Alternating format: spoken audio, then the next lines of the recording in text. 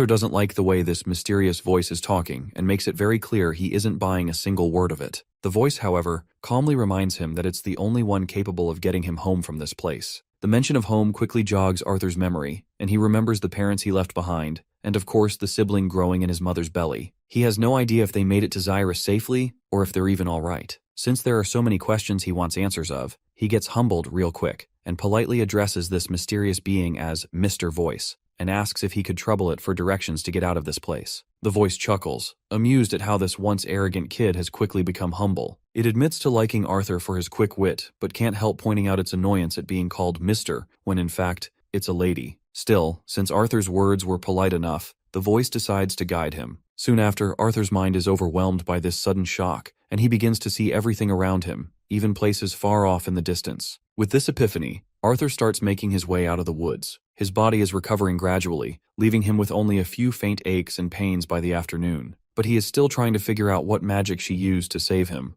How did she know he was falling? And why did she only save him? The more Arthur tries to come up with plausible explanations, the more questions he seems to end up with. Suddenly, Arthur's ears pick up the sweet sound of water flowing. He climbs up a giant rock blocking his path and literally dives into the river without a second thought. As he enjoys the refreshing moment, the mysterious lady calls out to him for how carefree he seems. She also questions the size of his manhood, expressing disappointment over such a small gun. Arthur feels humiliated and quickly pulls his clothes back on. Before continuing his journey, he makes sure to fill his water pouch and eat enough to keep his strength up. Since he fell off the mountain towards the east, he must be near the elves' domain, but he doesn't see any of the fog that Forest Elshire is known for. His fears about traveling through the beast glades are quelled by the fact that only small animals seem to be present. Although he's surprised he hasn't seen any mana beasts, given how rich the area is in mana, he would love to stay and absorb some mana, but he knows he can't linger. He has no time to waste. Especially it's more important to get back to his parents. With his mother pregnant, the stress of his potential death could endanger the baby inside her, and if they are still alive, he needs to be there for them. After walking long enough, Arthur finally arrives at the place where the mysterious lady resides. For a moment, he mistakes her for a cluster of rocks and feels relieved to have finally found her. But the lady quickly reminds him that she isn't some sentient pile of rocks, and tells him that if he wants to meet her, he'll have to head into the crevice. Without hesitation, Arthur begins making his way inside this tunnel which has this arcane faint glow emanating. He swallows his fear and descends further into the passage. As he walks, he suddenly stumbles and falls into an abyss glowing with arcane blue energy, eventually landing hard on solid ground. The crash is brutal, and his jaw aches like hell. Still, Arthur forces himself to get up, but no sooner does he stand than he collapses again. Before him stands a terrifying monster, so imposing it makes him trip over himself in fear. But, as it turns out, this monster is none other than the mysterious lady who had been talking to him all along. As she slowly walks toward him, Arthur panics beyond belief, his jaw hanging wide open in sheer terror. The girl suggests he shut his mouth unless he wants bugs to crawl into it. She then extends her massive hand toward him, which freaks him out a little. Calmly, she explains that it will take her some time to open a dimensional rift strong enough to transport him home. Until then, she suggests he enjoy the nourishment provided by the mysterious plants around them. Arthur bows his head and expresses his gratitude before walking toward the strange glowing fruits nearby. They're so shiny that he can literally see his sad reflection in their surface. He feels sorrow as the fruits remind him of the times he spent eating with his family. As he drifts into these thoughts, the lady monster suddenly startles him from behind. The sudden scare causes Arthur to unintentionally crush the delicate fruit in his hand, splattering its juice all over his face. Later, the both of them settle down to chow down the fruits, and while eating,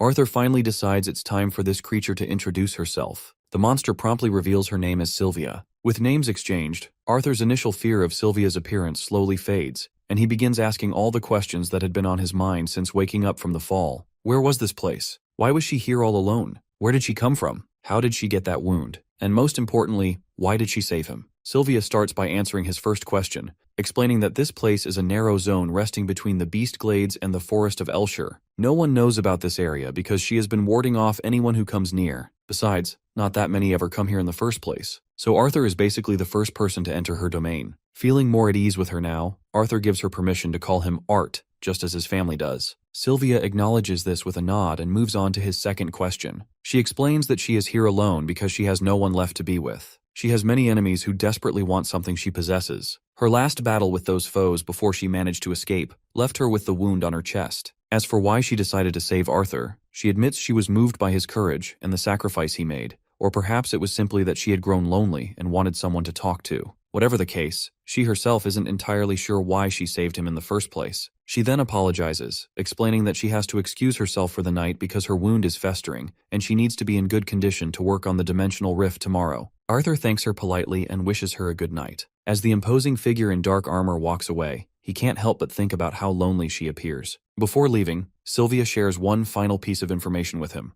While her sight cannot reach the exact location of his family and friends, she assures him that they are all safe. This news leaves Arthur momentarily speechless, but then he feels overwhelmed with emotion, knowing they are safe. Tears of happiness flow as he cracks a smile and thanks her for giving him the good news he had been desperately craving. As time passed, Sylvia and Arthur spent hours talking about all sorts of things whenever she wasn't preparing the portal. Those hours bled into days, and the days into weeks, as they spent nearly every moment in each other's company. While Sylvia never spoke much about her own life, Arthur slowly began to understand what kind of person this mysterious being truly was. After living with this armor-clad mysterious lady, Arthur had come to understand that Sylvia was the living embodiment of the phrase, "Don't judge a book by its cover." Contrary to her trauma-inducing appearance, she was kind, gentle, patient, and warm. The way she cared for him reminded him of his mother, gentle and kind, but little strict when she needed to be, especially when he was wrong. Speaking of being strict, Arthur recalls something unpleasant. There was a time he had expressed his animosity toward the bandits who attacked him and his family. The image of the leader of that despicable gang is burned into his mind, and he knows his thoughts won't be at peace unless he hunts that bastard down. That's when Sylvia suddenly pokes him on the forehead, sending him flying several feet away. While she admits that he is not wrong, and that those bandits deserved death, which was precisely why she didn't save the mage who had fallen alongside him. However, she makes it clear that letting his heart become clouded with hatred and vengeance would only cause harm to himself in the long run. Instead, she tells him to continue living proudly, keeping his gaze forward, free from the weight of vengeance. He will come across misfortunes again, but he shouldn't let grief and rage corrode his mind. Instead, he should learn from them, face the future with a smile, and only then will he truly be victorious. Arthur wasn't expecting a lecture on morals and life from someone who seemed like the epitome of evil, yet her words struck him deeply. Lost in thought, he barely notices when she pulls him out of his contemplation, reminding him to finish the fruit she's given him. As he eats, he notices her wound looks worse. She quickly reassures him that there's nothing to worry about. It's normal for her wound to fester from time to time. Still, she has something else on her mind. According to her understanding, humans usually awaken their mana cores around the age of 12 or 13. So, how has he already formed his core and learned to use mana more efficiently than many fully trained mages? To her query, Arthur proudly explains that he is simply a born genius. If that's the case, she says, she has something to teach him. It's a technique, a way to meditate and absorb mana while moving, and maybe even while fighting if he's skilled enough. When she demonstrates the technique, Arthur is awestruck to see this, and his curiosity shoots through the roof. Sylvia then explains that humans often have a very linear mindset when it comes to mana. To master this technique, he has to start small, with simple mindless movements, and gradually work his way up from there. But these abstract words aren't much help to Arthur, so Sylvia tries to explain that mana beasts learn to do this naturally. However, since humans usually awaken much later, their bodies aren't capable of this kind of multitasking. Considering that this fact doesn't apply to Arthur, if he practices hard enough, he should be able to succeed. These few words of encouragement are enough to fire Arthur up, and he promises to do his best if that's the case. While Sylvia is busy forming a rift, Arthur focuses on practicing diligently. However, his wrong movement causes him to trip. Practicing this skill to its fullest essentially means being able to fight proficiently while maintaining a steady inward flow of mana. But his confidence doesn't waver, and he continues his practice. He keeps swinging and practicing, trying to absorb the mana around him. Eventually, he gets the hang of it and finally masters the art of mana absorption. He happily shares his little achievement with Sylvia, but it looks like she's already exhausted herself and isn't in any condition to respond. Seeing her lifeless there causes Arthur to panic. It looks like her injury has gotten the best of her, and the blood leaking through her massive body is filling the area. He quickly grabs her massive hand, and with every ounce of strength his small body can muster, he successfully turns her massive form over, only to see that her wound is worsening. But when he looks ahead, the rift she has been creating is finally complete and ready for travel. Now that he thinks about it, he realizes how all this time, as she worked on creating the portal, her injuries have been getting worse. The realization devastates him. The thought that she has suffered because she was trying to create this portal for him, and he hadn't even noticed until now, crushes him. That's when Sylvia speaks with her faint voice and assures him that everything is all right. Arthur can do nothing but cling to her, tears streaming down his face as he cries his heart out. He doesn't know how it can possibly be all right when she's about to leave him like this. The thought that she has essentially given up her life for him makes his heart ache even more. In that moment, Arthur cries. He cries longer than he would ever care to admit, and for the first time, he cries like the child he appears to be on the outside. Sylvia reminds him gently that their time together is short, and she would hate for it to be wasted on him blaming himself. But Arthur doesn't know how he can possibly not blame himself. She's sacrificing herself so he can reunite with his family. Sylvia, however, is grateful. Because of Arthur, she will finally be able to leave this forsaken cave a little sooner, and for that reason alone, she has no regrets. Soon enough, her body begins to disintegrate, turning into ash. As the black armor she wears crumbles away, a pair of radiant white wings appear in its place. Before him stands Sylvia in a new form,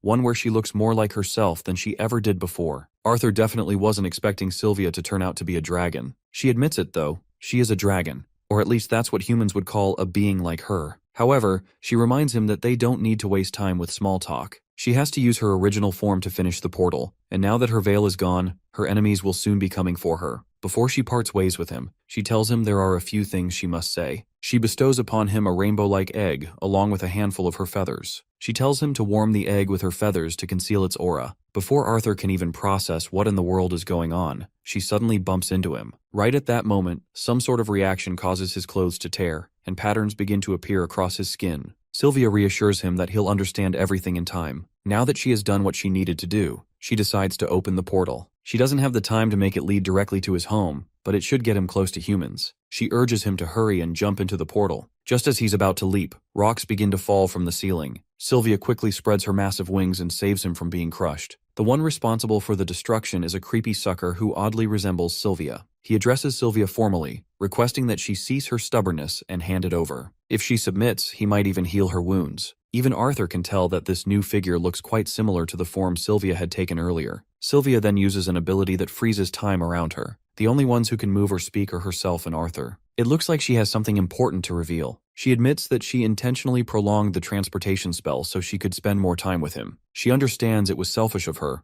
but she has one more selfish request she wants him to fulfill. She asks him to call her grandma, just this once. Arthur, completely baffled by what she's talking about, looks at her in disbelief. But with time frozen and their moment suspended, he tells her to just leave this place with him instead. Sylvia's tears stream down her face as she tells Arthur that she can't leave with him. Before he can protest further, she forcefully throws him into the portal with a final bittersweet farewell. As he tumbles through the rift, Arthur calls out to her one last time, fulfilling her request by addressing her as Grandma. His words bring a gentle smile to Sylvia's face. She thanks him softly, and with those parting words, their story together comes to an end. But Arthur's story continues. He lands in a dense forest, surrounded by towering trees. The only thought in his mind is of her. His chest aches, not only with sadness but also with frustration and anger. He knows he will never see her again, and the weight of that realization is unbearable. All he can do is scream. It's no surprise that he's devastated by her loss. For 4 months, Sylvia had been a constant presence in his life, filling his head with memories that now refuse to fade. For a time that seemed both fleeting and eternal, she treated him as though he were her own blood. She had given him what he lacked since coming to this world: care, guidance, and love. But it seems this isn't truly the end. As he lies there, he begins to hear her voice. But as it turns out, it's just a recorded message. Sylvia had burned it into his mind before parting ways,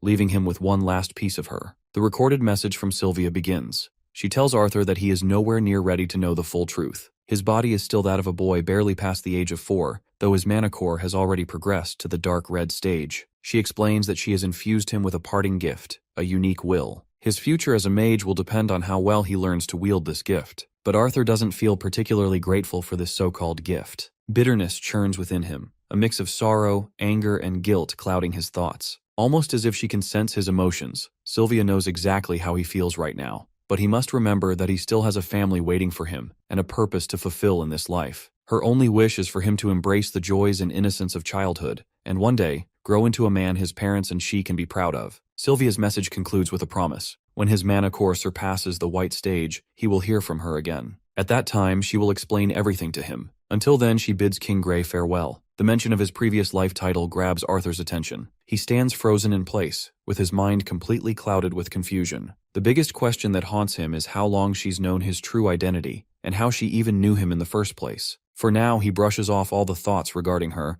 and focuses on his current predicament. If he spends this life only training for the sake of revenge, it will hardly be different from his last. So from now on, he has no choice but to move forward. But first he wonders, where the hell is he? He activates the mana absorption technique and dashes through the forest with godly speed. After running for a while, Arthur realizes that despite using mana, his vision is still somewhat restricted. But one thing becomes clear: he is deep within the Elshire forest. Even though he is still barely able to use the mana rotation Sylvia taught him, he can now sustain magic for much longer. However, after roaming around for what feels like ages, he still hasn't found a way out. Sylvia had promised him he would arrive near other humans, but so far, he hasn't seen a single trace of them. After hopping through trees for what feels like forever, Arthur starts to feel like a monkey who's mastered tree travel. Suddenly, he senses the presence of a human. Quickly, he hops from tree to tree and spots a carriage below. He uses his acrobatic skills to descend a little, and from a safe distance, he tries to eavesdrop on what these people are up to. These filthy bastards don't seem to be good people. They've just captured a woman,